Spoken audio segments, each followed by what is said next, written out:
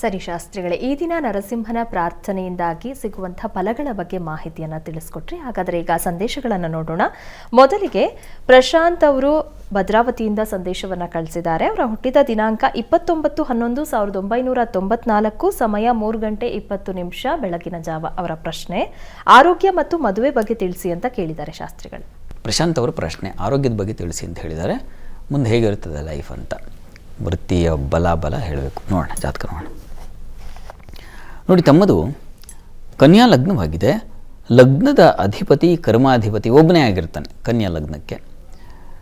ಹೀಗಾದಾಗ ಈ ಬುಧ ಎಲ್ಲಪ್ಪ ಇದ್ದಾನೆ ಅಂದರೆ ತೃತೀಯದಲ್ಲಿ ಶತ್ರು ಕ್ಷೇತ್ರದಲ್ಲಿದ್ದಾನೆ ಮತ್ತು ಮೌಢ್ಯನಾಗಿ ಬೇರೆ ಇದ್ದಾನೆ. ಇದು ಬಹಳ ಮುಖ್ಯವಾಗಿ ವಿಚಾರ. ಗ್ರಹಗಳಿಗೆ ಬಲ ಇದೆಯಾ? ಅಲ್ಲಿ ಶಾಸ್ತ್ರದಲ್ಲಿ ಬಲ ಯಾವಾಗಪ್ಪ ಅಂದರೆ ಸ್ವಚ್ಛ ಸ್ವತ್ರಿಕೋಣ ನವಾಂಶೈ ಸ್ಥಾನಬಲಂ ಸ್ವಗೃಹೋಪಗತೇಚ ಅಂತ ಹೇಳುತ್ತೆ. ಅಲ್ಲಿದ್ದಾಗ ಬಲ. ಉಚ್ಚಕ್ಷೇತ್ರವೋ ಸ್ವಕ್ಷೇತ್ರವೋ ಮೂಲ ತ್ರಿಕೋಣ ಸ್ಥಾನವೋ ಮಿತ್ರಕ್ಷೇತ್ರವೋ ಕನಿಷ್ಠ ಇಂಥ ಕಡೆ ಇದ್ದಾಗ ಗ್ರಹಗಳು ಸ್ವಲ್ಪನಾರು ಫಲ ಕೊಡ್ತವೆ. ಇಲ್ಲ ಅಂದಾಗ ಏನಪ್ಪ ಆಗುತ್ತೆ ಅಂತಂದರೆ ತ್ರಾಹಿ ಜೀವನ ಪೂರ್ತಿ ಕಷ್ಟಪಡೋದೇ ಆಗುತ್ತೆ. ಅದೃಷ್ಟ ಬೇಕಾಗುತ್ತೆ ಜೀವನಕ್ಕೆ. ಮುಖ್ಯವಾಗಿ ಭಗವತ ಕೃಪೆ ಇಲ್ಲ ಅಂದರೆ ನೀವು ಲಕ್ಷ ಬಾರಿ ಪ್ರಯತ್ನ ಮಾಡಿ ಕಷ್ಟ. ಇದೇನಪ್ಪ ಆಗಿದೆ ಅಂತಂದರೆ ಗಾಬರಿ ಆಗಬೇಡಿ ನೀವು. ಏನಪ್ಪ ಹಿಂಗೆ ಹೇಳ್ತಾ ಇದ್ದೀರಾ, ನನ್ನ ಕಥೆ ಏನು ಅಂತ ಗಾಬರಿ ಆಗೋ ಅವಶ್ಯಕತೆ ಇಲ್ಲ. ಅದಕ್ಕೊಂದು ದಿವ್ಯವಾದ ಪರಿಹಾರ ಇದೆ. ಹಾಗಾಗಿ ಹೇಳ್ತಾ ಇದ್ದೀನಿ. ಬುಧ ಇರೋದು ಕುಜಕ್ಷೇತ್ರದಲ್ಲಿ. ಹೀಗಾಗಿ ಈಗಷ್ಟೇ ಹೇಳಿದ್ನಲ್ಲ ನಾನು, ಕಷ್ಟ ಬಂದಾಗ ಭಯ ಬಂದಾಗ ನಮ್ಮಲ್ಲಿ ಪ್ರಜ್ಞೆ ಜಾಗೃತವಾಗಬೇಕಾಯ್ತು. ನರಸಿಂಹ ಪ್ರಾರ್ಥನೆ ಅಂತ ನೀವು ಮಾಡಿ. ಪ್ರತಿ ಬುಧವಾರ ನರಸಿಂಹ ಕ್ಷೇತ್ರಕ್ಕೆ ಹೋಗಿ ನೀವು ಹೆಸರು ಕಾಳಿನಿಂದ ಮಾಡಿರ್ತಕ್ಕಂಥ ಪಾಯಸ, ಹೆಸರುಬೇಳೆ ಪಾಯಸ, ಆ ನೈವೇದ್ಯ ಮಾಡಿಸಿ ನರಸಿಂಹಸ್ವಾಮಿಗೆ. ನೀವು ಪ್ರಸಾದ ಸೂಪ ತಗೊಳ್ಳಿ. ಇದನ್ನು ನೀವು ಜೀವನ ಪೂರ್ತಿ ಮಾಡಿ, ನರಸಿಂಹನ ಆರಾಧನೆ ಮಾಡಿ. ನಿಮಗೆ ಯಾವ ತೊಡಕು ಉಂಟಾಗೋದಿಲ್ಲ. ಒಳ್ಳೆಯದಾಗಲಿ. ಸರಿ ಶಾಸ್ತ್ರಿಗಳೇ, ಇನ್ನು ರವಿ ಅವರು ಅರಸೀಕೆರೆಯಿಂದ ಸಂದೇಶವನ್ನು ಕಳಿಸಿದ್ದಾರೆ. ಅವರ ಹುಟ್ಟಿದ ದಿನಾಂಕ 29/3/1981, ಸಮಯ 9 ಬೆಳಗ್ಗೆ. ಅವರ ಪ್ರಶ್ನೆ ಆಸ್ತಿ ವಿಚಾರದಲ್ಲಿ ಸಮಸ್ಯೆ ಇದೆ, ಪರಿಹಾರ ತಿಳಿಸ್ಕೊಡಿ ಅಂತ ಕೇಳಿದ್ದಾರೆ ಶಾಸ್ತ್ರಿಗಳೇ. ರವಿ ಅವರ ಪ್ರಶ್ನೆ ಆಸ್ತಿ ವಿಚಾರದ ತೊಂದರೆ ಇದೆ, ಇದಕ್ಕೇನು ಪರಿಹಾರ ಅಲ್ವಾ? ಜಾತಕ ನೋಡೋಣ. ನೋಡಿ, ತಮ್ಮದು ಮೇಷ ಲಗ್ನವಾಗಿದೆ. ಲಗ್ನದಿಂದ ಈ ಆಸ್ತಿ ಇವುಗಳ ವಿಚಾರವಾಗಿ ಚಿಂತನೆ ಮಾಡೋದು ಚತುರ್ಥದಿಂದಲೇ. ಹೀಗಾಗಿ ಅಲ್ಲಿ ರಾಹು ಇದ್ದಾನೆ. ಹೀಗಾಗಿ ಸ್ವಲ್ಪ ಕಿರಿಕಿರಿ, ಜಗಳ, ಕಲಹ ಇದೆಲ್ಲ ಉಂಟಾಗಲಿಕ್ಕೆ ದಾರಿಯಾಗುತ್ತದು. ಈಗ ನಿಮಗೆ ನಡೀತಾ ಇರತಕ್ಕಂಥದ್ದು ಕುಜ ಶನೈಶ್ಚರನ ಕಾಲ. ಇದೂ ಕೂಡ ತೊಡಕೆ ನಿಮಗೆ. ಇನ್ನು 2025 ನವೆಂಬರ್ ದಾಟಿದ ಮೇಲೆ ನಿಮಗೆ ಅನುಕೂಲ ಆಗುತ್ತೆ. 2025 ನವೆಂಬರ್, ಇನ್ನೂ 2 ವರ್ಷ ಕಾಯಬೇಕು. ಆಮೇಲೆ ಖಂಡಿತ ಅನುಕೂಲ. ಆಗ ವಾತಾವರಣವೇ ಬದಲಾಗಿಬಿಡುತ್ತೆ. ಏನು ಇವಾಗ ವಿರೋಧ ಮಾಡ್ತಾ ಇದ್ದಾರೆ ಅಥವಾ ಇನ್ನೇನೋ ತೊಡಕಾಗ್ತಾ ಇದೆ, ಅದು ಸ್ವಲ್ಪ ಬಿಡಿಸಿ ಹೋಗುತ್ತೆ ಅಂತ ಅಷ್ಟೇ. ಕಾಲ ಬರಬೇಕು. ಕಾಲ ಬಂದಾಗಲೇ ನಮಗೆ ಫಲ. ಅಲ್ಲಿವರೆಗೆ ನಾವು ಎಷ್ಟು ಹೋರಾಟ ಮಾಡಿದ್ರು, ಎಷ್ಟು ಅಲೆದಾಡಿದ್ರು ಮೈ ವ್ಯರ್ಥ, ಅಂದರೆ ದೇಹ ದಂಡನೆ ಆಗುತ್ತೆ, ಸಮಯ ವ್ಯರ್ಥ ಆಗುತ್ತೆ. ಇದು ಆಗ್ತಕ್ಕಂಥದ್ದು, ಪ್ರಯೋಜನ ಇಲ್ಲ.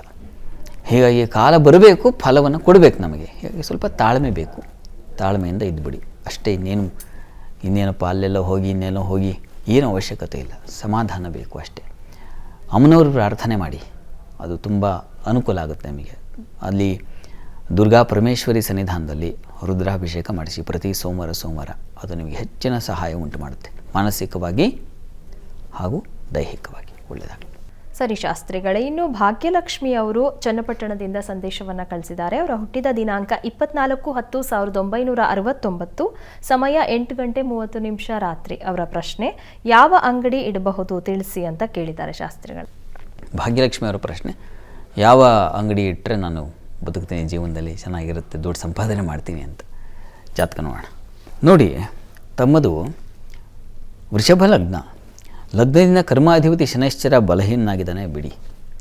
ಆದರೆ ವಸ್ತುತಃ ನಿಮ್ಮ ಜಾತಕದಲ್ಲಿ ಬುಧ ತುಂಬ ಚೆನ್ನಾಗಿದ್ದಾನೆ. ಬುಧ ಶುಕ್ರ ನೀಚನಾಗಿದ್ದಾನೆ, ಇರಲಿ. ಆದರೆ ನೀಚ ಭಂಗವಾಗಿದೆ. ಹೀಗಾಗಿ ನೀವು ನೋಡಿ, ಒಂದು ಸ್ಟೇಷನರಿಗೆ ಸಂಬಂಧಿಸಿದ ಹಾಗೆ ಅಲ್ಲಿ ಬುಧ ಗುರು ಶುಕ್ರ ಇರೋದರಿಂದಾಗಿ ಸ್ಟೇಷನರಿ ಅಂದರೆ ಶಾಲಾ ಪುಸ್ತಕ, ಪೆನ್ನು ಇವುಗಳಿಗೆ ಸಂಬಂಧಿಸಿದ ಹಾಗೆ ಅಂಥದ್ದೊಂದು ಶಾಪ್ ಇಡಲಿಕ್ಕೆ ಅವಕಾಶ ಇದೆ. ಎರಡನೇದಾಗಿ ಚಂದ್ರ ತುಂಬ ಚೆನ್ನಾಗಿದ್ದಾನೆ. ಹೀಗಾಗಿ ಸ್ತ್ರೀಯರು ಉಡುವಂಥ ತೊಡುವಂಥ ವಸ್ತ್ರ ಅಥವಾ ಆಭರಣ ಇವುಗಳನ್ನು ನೀವು ಪ್ರಯತ್ನ ಮಾಡಬಹುದು. ನೀರು, ವಾಟರ್ ಸೋರ್ಸಲ್ಲಿ ಪ್ರಯತ್ನ ಮಾಡಲಿಕ್ಕೆ ಅವಕಾಶ ಖಂಡಿತ ಚೆನ್ನಾಗಿದೆ. ಹಾಲು ಹೈನು ತುಂಬ ಚೆನ್ನಾಗಾಗುತ್ತೆ ಅನ್ನೋದನ್ನು ಸೂಚಿಸ್ತಾ ಇದೆ. ಕೃಷಿ ತುಂಬ ಚೆನ್ನಾಗಾಗುತ್ತೆ. ಜೊತೆಗೆ ತರಕಾರಿ ವ್ಯಾಪಾರ ವಹಿವಾಟು ತುಂಬ ಚೆನ್ನಾಗಾಗುತ್ತೆ. ಇಷ್ಟು ಕ್ಷೇತ್ರಗಳಿದ್ದಾವೆ. ನೀವು ಪ್ರಯತ್ನ ಮಾಡಿ, ಯಾವುದು ನಿಮಗೆ ಹಿತ ಅನಿಸುತ್ತೆ, ನಾನು ಇದನ್ನು ಮಾಡಬಲ್ಲೆ ಅಂತ ನಿಮಗೊಂದು ಕಾನ್ಫಿಡೆನ್ಸ್ ಇರುತ್ತಲ್ಲ, ಆ ರೀತಿಯಲ್ಲಿ ಪ್ರಯತ್ನ ಮಾಡಿ. ಒಳ್ಳೆಯದಾಗಲಿ, ಚೆನ್ನಾಗಾಗುತ್ತೆ, ಯೋಚನೆ ಮಾಡಬೇಡಿ, ಹಣ ಬರುತ್ತೆ. ಒಳ್ಳೆಯದಾಗಲಿ. ಸರಿ ಶಾಸ್ತ್ರಿಗಳೇ, ವೀಕ್ಷಕರು ಕಳುಹಿಸಿದಂಥ ಸಂದೇಶಗಳಿಗೆ ಉತ್ತರಗಳನ್ನು ತಿಳಿಸ್ಕೊಟ್ರಿ. ಇನ್ನು ವೀಕ್ಷಕರೇ, ನೀವು ಸಹ ಕಾರ್ಯಕ್ರಮಕ್ಕೆ ಸಂದೇಶವನ್ನು ಕಳುಹಿಸಬೇಕು ಅಂತ ಅಂದುಕೊಳ್ತಾ ಇದ್ರೆ ನಿಮ್ಮ ಟಿವಿ ಸ್ಕ್ರೀನ್ ಮೇಲೆ ಬರ್ತಾ ಇರುವಂತಹ ನಂಬರ್ಗೆ ಯಾರ ಬಗ್ಗೆ ಕೇಳಬೇಕು ಅಂತ ಇದ್ದೀರಾ ಅವರ ಹುಟ್ಟಿದ ದಿನಾಂಕ, ಸಮಯ ಹಾಗೂ ಪ್ರಶ್ನೆಯನ್ನ ಸ್ಪಷ್ಟವಾಗಿ ವಾಟ್ಸಪ್ ಮೂಲಕ ಕಳುಹಿಸಿ ಕೊಡಬೇಕಾಗತ್ತೆ. ಮುಂದಿನ ಹಂತದಲ್ಲಿ 12 ರಾಶಿಗಳ ಫಲಾಫಲ ಇವತ್ತು ಯಾವ ರೀತಿಯಾಗಿದೆ ಅಂತ ನೋಡೋಣ. ಈಗ ಕಾರ್ಯಕ್ರಮದಲ್ಲಿ ಪುಟ್ಟದೊಂದು ವಿರಾಮ.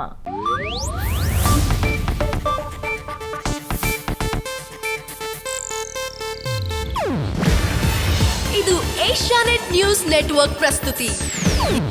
ನೀವು ನೋಡ್ತಿದ್ದೀರಾ ಏಷ್ಯಾನೆಟ್ ಸುವರ್ಣ ನ್ಯೂಸ್.